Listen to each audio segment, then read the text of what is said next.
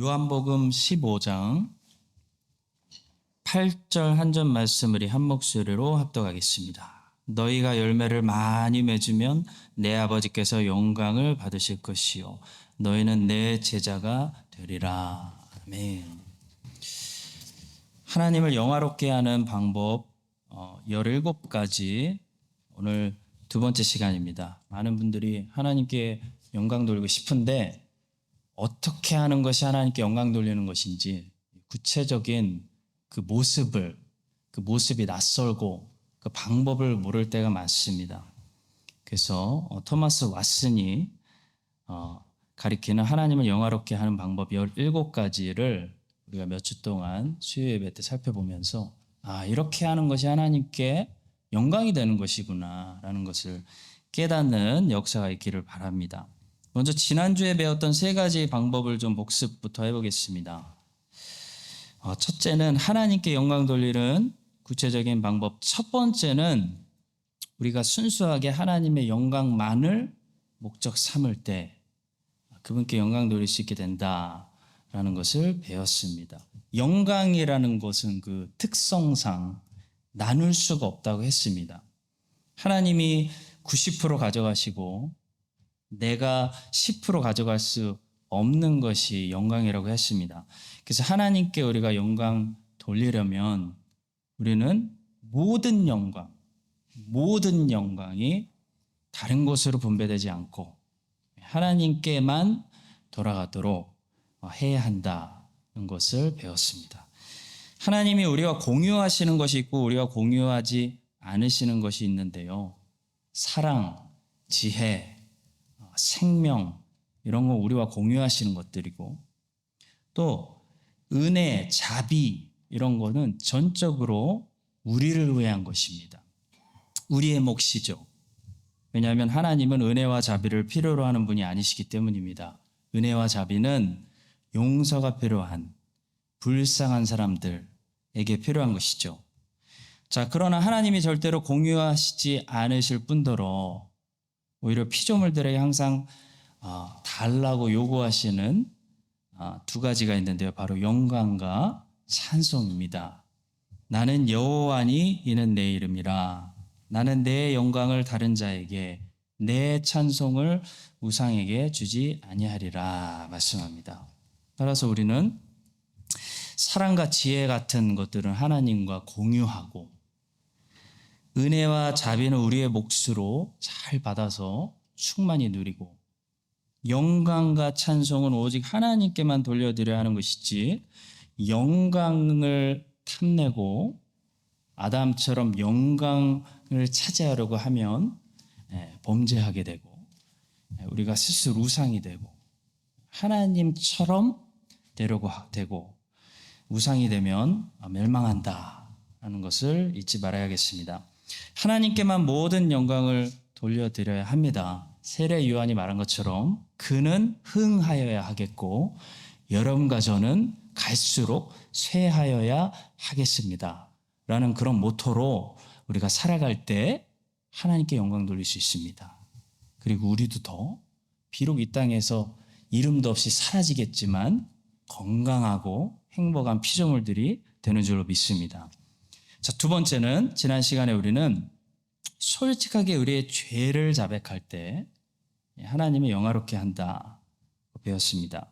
죄의 고백이 하나님께 영광을 돌리게 되는 이유는 우리가 죄를 고백할 때, 다시 말해 죄를 인정할 때 우리의 잘못을 시인하고 하나님이 맞습니다 라는 사실을 인정하는 것이기 때문입니다.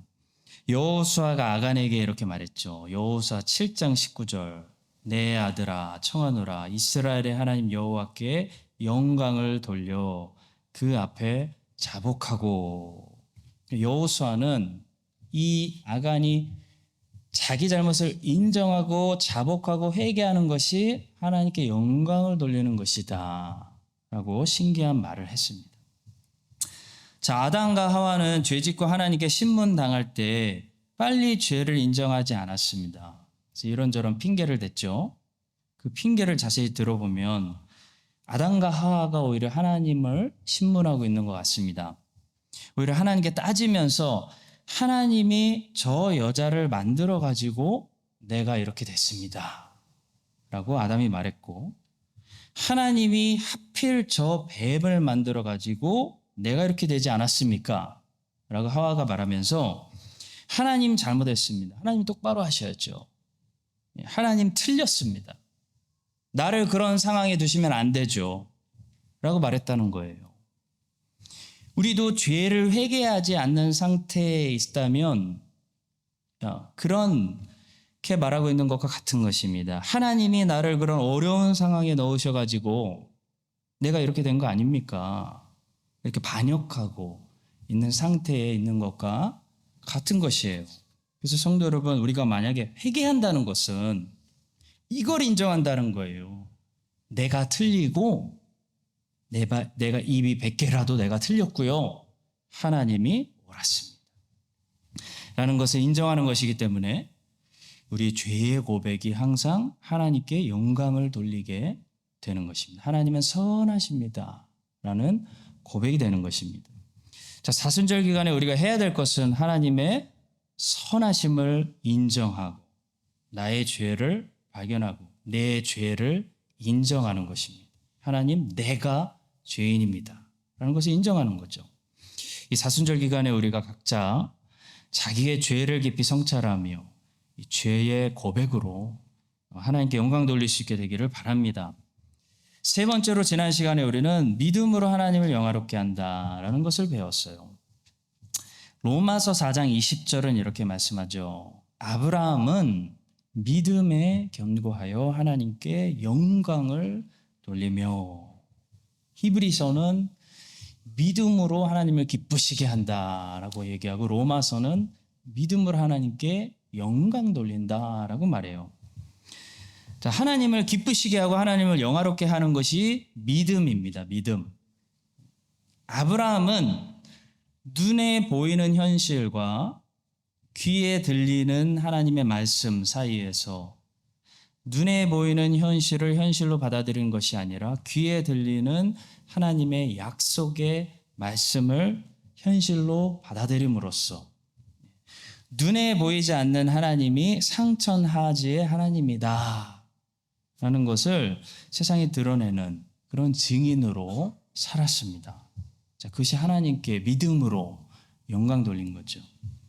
우리도 아브라함처럼 이렇게 믿음으로 살아갈 때 하나님을 우리가 기쁘시게 하고 하나님을 세상 사람들 앞에서 영화롭게 하는 증인의 삶을 살 수 있습니다.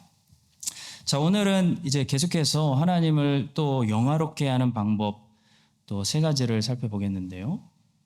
네 번째로 우리는 하나님의 영광을 소중히 여김으로써 하나님을 영화롭게 할 수 있습니다.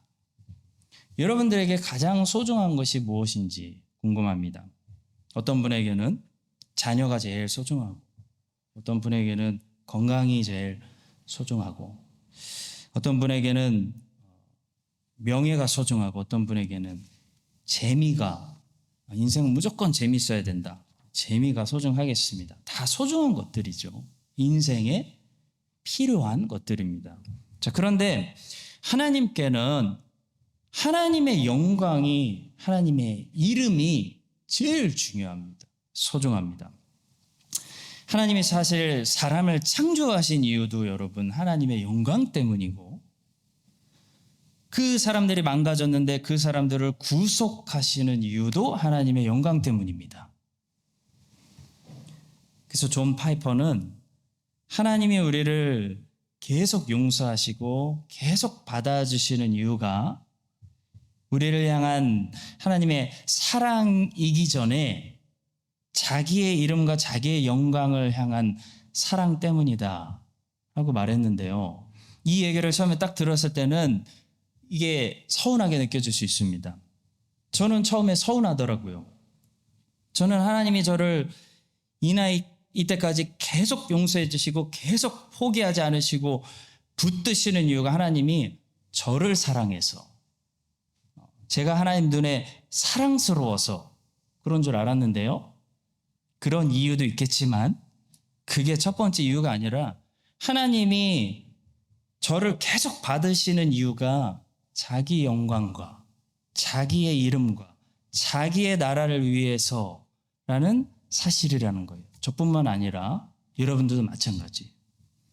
자, 처음에 이 사실을 듣고 좀 서운했는데 곰곰이 생각할수록 오히려 이것이 저에게 참 다행이라는 생각이 들었어요. 반대로 생각해 보니까 하나님이 나를 계속 용서해 주시고 계속 받아주시는 그 이유가 만약에 저에게 있다면 그 사랑은 굉장히 위태로운 사랑이겠다. 불안하겠다. 그런 생각이 들었습니다. 근데 다행히도 하나님이 여러분과 저를 계속 받으시고 사랑해 주시는 근거가 우리에게 있지 않고 하나님 자신에게 있다면 자신의 이름과 자신의 영광 때문에 자기의 나라 때문에 계속 포기하지 않으시고 우리를 사랑해 주신다면 이건 확실히 믿을 수 있는 흔들리지 않는 사랑이구나. 이 사실을 깨닫게 되는 것입니다. 자, 성경에 보시면 하나님께서 선지자들을 통해 그 사실을 선포하세요. 가르치세요. 하나님이 범죄하는 이스라엘을 끝장내지 않으시고 계속 포기하지 않으시고 신실하게 사랑해 주시는 이유가 이스라엘에게 있는 것이 아니라 하나님 자신에게 있다라는 사실을 말씀해 주시는 그런 말씀들이 많이 있습니다. 이사야 48장 9절에서 이렇게 말씀하십니다. 내 이름을 위하여 내가 노하기를 더디할 것이며 내 영광을 위하여 내가 참고 너를 멸절하지 아니하리라. 시편 106편 6절부터 8절을 한번 들어보십시오. 우리가 우리의 조상들처럼 범죄하여 사악을 행하며 악을 지었나이다. 우리의 조상들이 애굽에 있을 때 주의 기이한 일들을 깨닫지 못하며 주의 크신 인자를 기억하지 아니하고 바다 곧 홍해에서 거역하였나이다. 그러나 여호와께서는 자기의 이름을 위하여 그들을 구원하셨으니 그의 큰 권능을 만인이 알게 하려 하심이로다 말씀합니다. 제가 예전에 시카고에 잠깐 살았었는데요. 그때 시카고 불스 농구팀이 어느 날 엄청난 뉴스를 발표했어요. 바로 데니스 로드맨이라는 선수를 영입한다는 뉴스였습니다. 데니스 로드맨은 당시 문제가 많은 선수였습니다. 마이클 조던하고 스카리 피펜하고 친하지도 않은 사이였어요. 그 전에 거의 격투기할 정도로 디트로이트하고 서로 붙은 적이 있었기 때문에 사이가 안 좋았습니다. 그런데도 시카고 불스는 데니스 로드맨 영입을 밀어붙였고 거기에 조던과 피펜도 그 누구도 신기하게 반대하는 사람이 없었습니다. 아무도 좋아하지 않았고 원수처럼 싸운 적도 있고 도덕적으로 미국에서 문제가 많기로 유명했던 이 데니스 로드맨을 영입을 한다고 하는데 정말 놀라운 것은요. 시카고에서 그걸 반대하는 사람이 아무도 없었다는 거예요. 오히려 웰컴 하는 거예요. 왠지 아십니까? 시카고가 다시 우승하려면 데니스 로드맨 같이 골 밑에서 싸워주고 리바운드를 잡아줘야 하는 몸을 사리지 않는 이 자신을 던지는 터프한 파워포워드가 필요하다는 것을 시카고 사람들은 누구나 인식하고 있었기 때문이에요. 결국 시카고 불스는 그때 데니스 로드맨을 데려왔고 그것이 성공적이어서 3번의 우승을 더 추가했습니다. 여러분 아시는지 모르겠지만 마이클 조던이 데니스 로드맨을 별로 좋아하지 않았습니다. 사이가 안 좋았습니다. 그런데도 마이클 조던은 데니스 로드맨을 꽉 붙들었습니다. 왜냐하면 마이클 조던이 원하는 우승에 데니스 로드맨만큼 온몸을 던져서 헌신하는 선수가 없었기 때문입니다. 자, 하물며 하나님은요, 여러분과 저를 너무나 사랑하십니다. 일단 너무나 사랑하세요. 그런 여러분과 제가 하나님이 제일 중요하게 생각하시는, 하나님이 너무 중요하게 생각하시는 하나님의 영광과 하나님의 이름을 위해서 싸우고 하나님 나라를 확장시키는 일에 우리가 온몸을 던져서 헌신하는 사람들이 된다면 하나님께서 자기의 영광을 위해서라도, 자기의 나라를 위해서라도 그런 종들을 아끼시고 존귀하게 여기시지 않겠습니까, 여러분? 우리는 하나님이 가장 중요하게 생각하시는 그 하나님의 영광을 우리도 가장 중요하게 생각하며 살아갈 때 하나님께 영광 돌리는 사람들이 될 수 있습니다. 이 사실을 기억하시고 하나님이 가장 중요하게 생각하시는 그 하나님의 영광을 위해서 온몸을 아끼지 않고 던져서 싸우시고 헌신하는, 그럼 하나님 눈에 정말 소중한 사람들, 고마운 사람들, 존귀한 사람들 되시기를 예수님의 이름으로 간절히 축복합니다. 자, 다섯 번째로 우리는 많은 열매를 맺음으로써 하나님을 영화롭게 할 수 있습니다. 먼저 다음과 같은 이 관련 구절들을 한번 다 함께 읽어보겠습니다. 먼저 요한복음 15장 8절 오늘 본문 말씀입니다. 우리 함께 읽겠습니다. 너희가 과실을 많이 맺으면 내 아버지께서 영광을 받으실 것이요. 과실을 맺는 것도 중요한데요, 과실을 많이 맺는 것도 중요합니다. 우리는 과실을 많이 맺을수록 하나님께 더 많은 영광을 분명히 올려드리게 됩니다.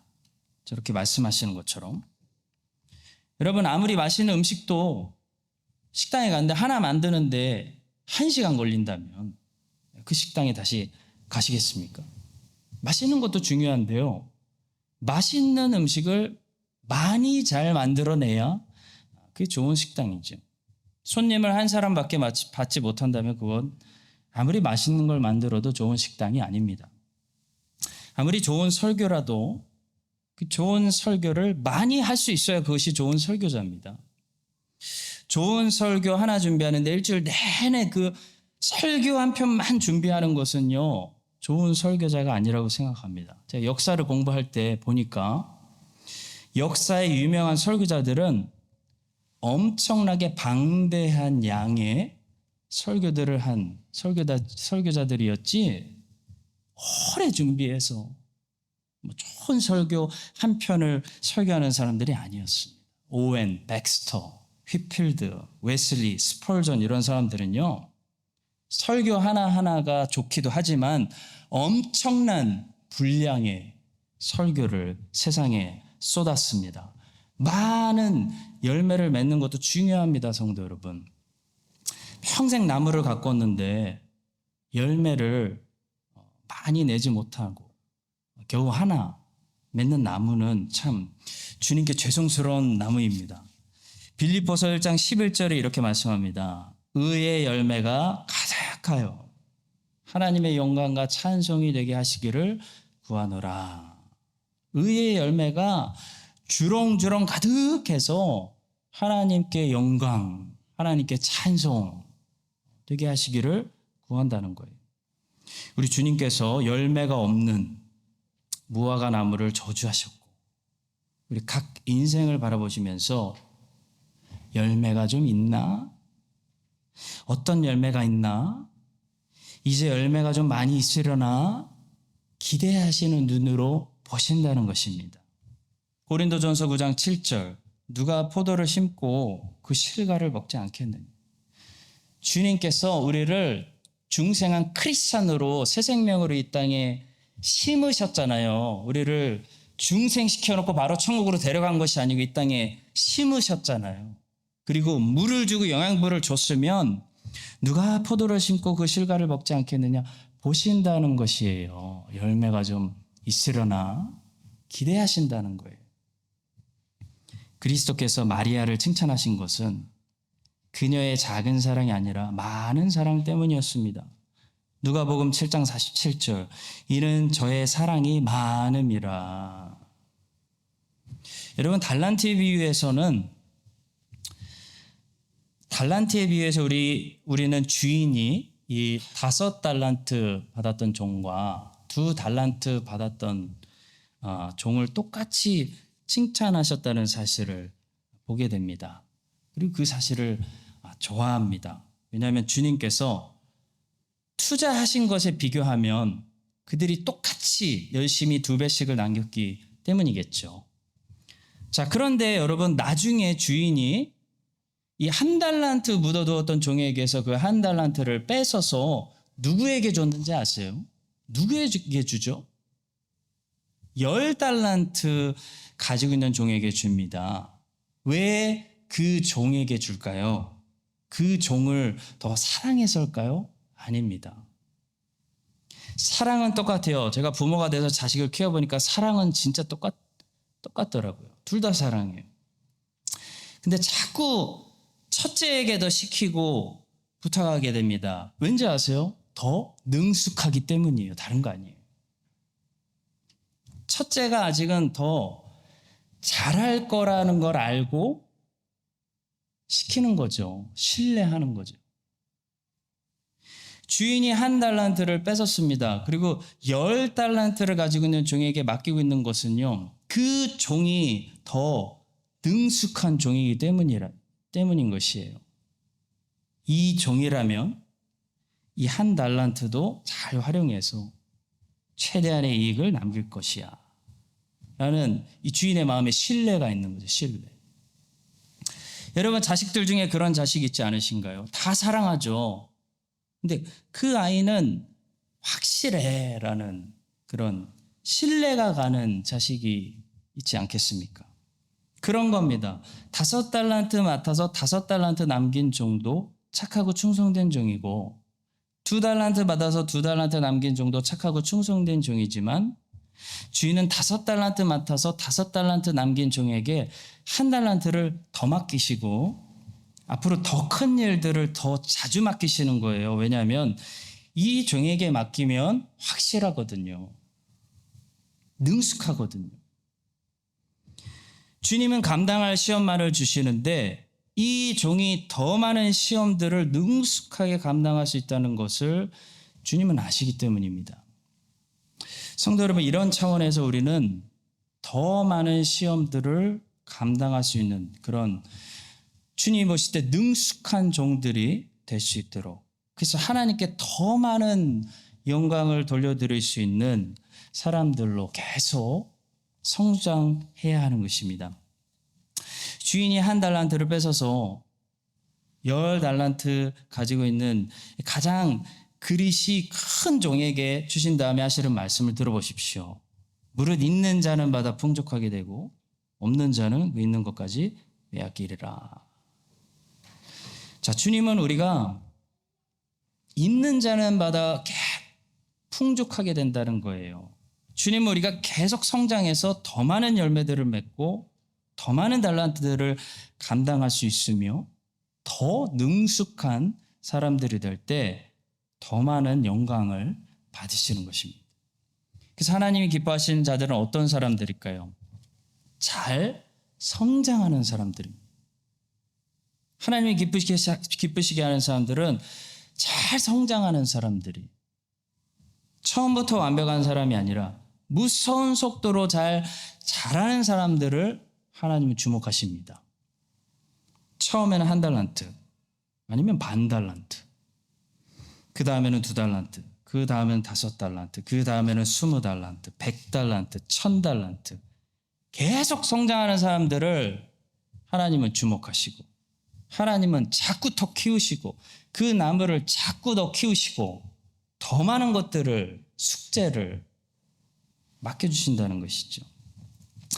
여러분, 이 사실을 기억합시다. 하나님은 자기 사업에서 절대로 손해보시는 분이 아닙니다. 이 달란트 비유에 나오는 주인의 모습 한번 보시죠. 달란트 비유에 나오는 주인의 모습에서 알 수 있는 것처럼 하나님은 투자해서 열매가 안 나오면 촛대를 옮겨버려서 손해와 적자를 막으시는 분이시고, 투자해서 열매가 잘 나오면 막 터지면 거기에 더 좋은 것들을 막 쏟아부으시고 투자해서 더 많은 이익과 열매를 거두시는 분이십니다. 그래서 있는 자는 더 풍족하게 되고 없는 자는 그 있는 것까지 빼앗긴다는 말씀이 그런 거죠. 교회도 마찬가지고 민족도 마찬가지고 개인도 마찬가지입니다. 성도 여러분, 우리가 한국 사람이고 우리가 지금 크라이스트처치에 살고 있는 크리스찬이라면 한 가지 분명한 사실은, 여러분들 동의하시는지 모르겠는데요, 저는 그렇게 생각합니다. 한 가지 분명한 사실은 하나님이 우리에게 좀 비싼 투자를 많이 하셨다는 거예요. 여러분 동의하십니까? 동의 안 하시나 보네요. 여러분, 우리가 한국 사람이고 이 시대에 살고 있는 코리안이고 뉴질랜드 크라이스트처치에 살고 있는 크리스찬이라면 여러분, 우리는 극상품 포도나무일 가능성이 굉장히 높습니다. 우리가 무슨 지금 미개의 국가에서 사는 것도 아니고 당장 물 걱정해야 되고 영양실조 걱정하면서 온 에너지를 거기다 쏟아야 되는 그런 사람들이 아니잖아요. 그렇다면 하나님은 굉장히 우리에게 투자를 많이 하셨고, 그 얘기는 하나님이 여러분과 저의 인생을 이렇게 보시면서 많은 열매들, 우리는 많은 열매들을 기대하고 계시다는 것입니다. 우리는 많은 열매를 맺어야 되는 그런 인생들이 분명해 보입니다. 이 사실을 여러분 기억하시고 여러분과 제가 많은 열매 맺는 인생들이 될 수 있기를 간절히 축복합니다. 많이 열매 맺는 나무는 세 가지 특징을 가지고 있습니다. 하나는 계속 자라고 성장하고 있다는 증거를 가지고 있습니다. 여러분, 그런 증거를 확인하셔야 돼요. 계속 자라고 성장하고 있고, 또 하나는 올해는 작년보다, 내년에는 올해보다 해가 갈수록 더 많은 열매들을 맺는다는 특징을 가지고 있고, 마지막 세 번째는 중요한데요. 마지막 세 번째는, 그 얘기는, 많은 열매들을 맺는다는 얘기는 농부가 늘 우리에게 더 좋은 것들을 투자한다는 것입니다. 5년 전하고 지금하고 농부가 투자하는 것이 달라진다는 거예요. 더 많이 투자한다는 거예요. 열매들을 많이 맺은. 만약에 농부가 더 좋은 것들을 10년 전보다 더 좋은 것들을 투자하고 계시지 않다면 내가 열매를 맺지 않는 거예요. 여러분이 열매를 하나님께 많이 맺어 드릴수록 하나님은 여러분에게 더 좋은 것으로 투자하십니다. 농부가 열매도 맺지 못하는 나무에 비싼 비료를 주겠습니까? 잘 자라는 나무에 비싼 비료를 투자하는 거죠. 마찬가지로 왜 내 인생에는 좋은 것들이 없습니까? 좋은 것들 안 주십니까? 불평하지 말고 내가 얼마나 좋은 열매들을 하나님께 드리고 있는지부터 생각해야 됩니다. 아무리 안 좋은 환경이라도 반달란트의 환경을 주셨다면 반달란트로 또 반달란트를 남기고 있는 나무인지를 내가 먼저 하나님 앞에 점검해 봐야 된다는 거죠. 나에게 주신 이 한 달란트라는 환경과 능력을 가지고 먼저 한 달란트를 만들어서 주님께 2달란트 열매를 드릴 때 주님께서 다시 새로운 2달란트를 투자를 나에게 하시는 것이지, 내가 열매도 맺지 못하는데 왜 하나님께서 열매도 맺지 못하는 인생에 좋고 비싼 것으로 투자하시겠습니까? 하나님은 손해보시는 분이 아닌데, 촛대로 옮기시는 분인데. 여러분과 제가 여러분 계속 성장하고 많이 열매 맺는 그런 극상품 포도나무들이 돼요. 하나님이 더 많은 이 달란트들로 우리 인생에 투자하셔서 우리 인생에 더 많은 열매들을 맺어 하나님께 많은 영광을 돌릴 수 있는 그런 성장하는 인생들이 되시기를 예수님의 이름으로 간절히 축복합니다. 자, 마지막으로 우리는 하나님께서, 오늘 우리가 끝에 찬송에서도 불렀는데요, 하나님께서 주시는 어느 상황과 환경에서도 만족할 때 하나님께 거기서 영광을 돌리게 됩니다. 여러분, 바른 신학과 그 신학에서 나오는 바른 신앙을 가지고 있는 사람이라면 이렇게 생각할 거예요. 크리스찬이 닥치는 모든 상황과 환경이 소극적으로 얘기하면 하나님이 허용하시는 상황이고, 조금 더 적극적으로 이야기하면 하나님이 선택해서 우리에게 숙제로 맡겨주시는 환경이라는 사실을 믿을 겁니다. 자, 그럴 때 어떤 상황을 크리스찬이 맞이하든지, 바벨론을 맞이하든지, 사울의 창을 맞이하든지, 지금 이 상황이 하나님이 위에서 판단하셔서 나에게 최선의 환경이기 때문에 감당하라고 맡겨주시는 감사한 환경으로 받아들이고, 그 상황 속에서도 눈에 불을 켜고 지금 이 상황 속에서도 하나님께 마땅히 감사를 찾아내며, 하나님이 주신 감사한 제목들을 부지런히 찾아내면서 하나님 때문에 그래도 감사하고 행복합니다 라고 고백할 수 있는 사람들이 하나님께 믿음을 통해 하나님을 그 상황에서도 인정하는 것이기 때문에 하나님께 영광 돌린다는 거예요. 사도 바울이 그랬습니다. 사도 바울 perfect example. 사도 바울이 그랬어요. 여러분, 바울이 어떤 삶을 살았는지 기억하십니까? 사도 바울이 크리스찬이 된 다음에 전능하신 하나님이 고의적으로 사도 바울에게 허락하신 상황들이 어떤 상황들이었는지 여러분 기억하세요? 감당하라고 맡겨주신 상황들, 절대 쉬운 상황들 아니었습니다, 여러분. 사도 바울은 자기가 하나님께 받은 상황들에 대해서 이렇게 말했습니다. 고린도후서 11장 23절입니다. 내가 수고를 넘치도록 하고 옥에 갇히기도 더 많이 하고 매도 수없이 맞고 여러 번 죽을 뻔하였으니, 거기까지만 말씀할게요. 더 길다는 거 우리가 알고 있어요. 여러분, 이런 모든 상황들이 바울은 어떻게 생각했냐면, 바울은 하나님이 위에서 판단하사 지금 자기에게 최선이라고 여기셨기 때문에 맡겨주신 상황들이었다고 고백했다는 것이에요. 아니, 오히려 감사했다는 것이, 주 예수의 영광과 나의 삶을 위해서 이게 최선의 상황을 주셨구나. 그 고백을 하고 고린도 서신을 쓴 후에도 바울의 상황은 전혀 좋아지지 않았습니다. 예루살렘에서 저렇게 고백한 후에 예루살렘에서 유대인들이 고소를 당해서 몇 번이나 죽을 뻔했고, 죄수의 신분이 돼서 로마로 압송되는 과정 속에서 하필 그 배가 난파돼서 죽을 뻔했고, 간신히 살아남아서 섬에서 생존했는데 불을 쬐고 잠시 몸을 녹이고 있을 때 독사가 나와서 하필 바울을 물었습니다. 그래서 죽을 뻔했습니다.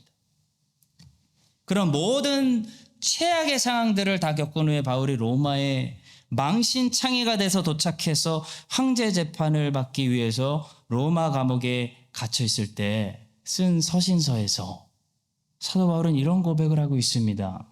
빌립보서 4장 12절과 13절입니다. 내가 궁핍함으로 말하는 것이 아니니라.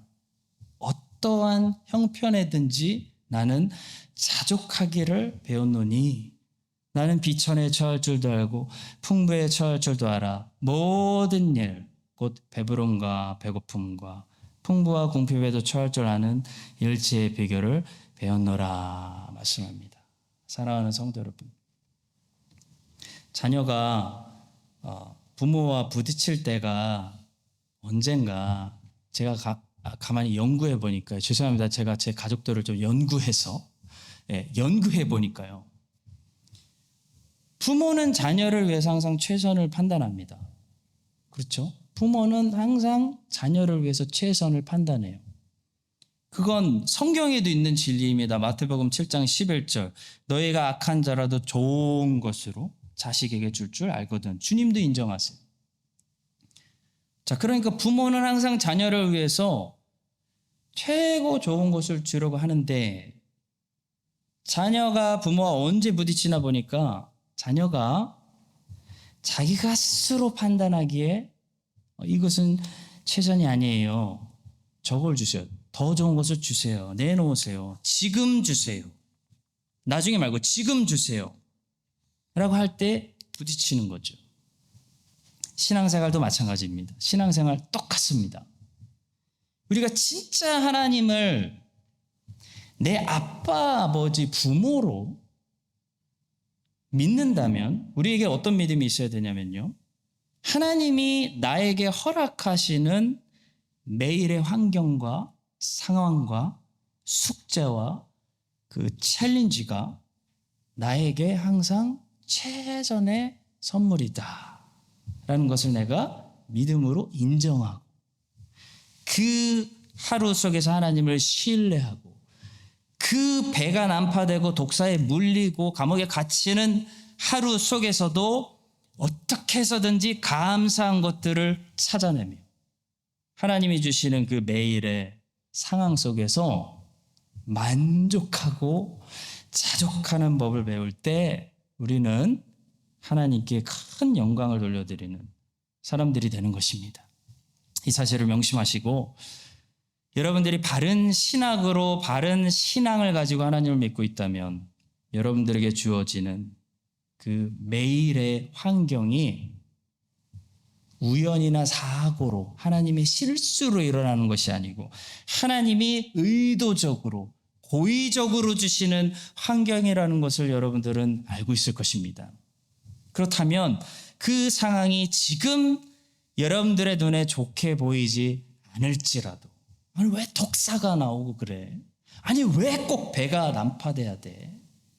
않을지라도 사도 바울처럼 돌 맞고 배가 난파되고 독사가 물고 감옥에 갇히고 하는 상황 속에서도 하나님을 여러분 기뻐하셔야 됩니다. 하나님을 믿음으로 기뻐하시고 그 매일의 삶 속에서도 예수님 안에서 신앙으로 만족하고 감사하고 찬송하는 비법을 배워서 하나님께 여러분 가제가 함께 큰 영광 돌리는 그런 여러분 가정의 믿음의 삶을 살 수 있기를 예수님의 이름으로 간절히 축원합니다.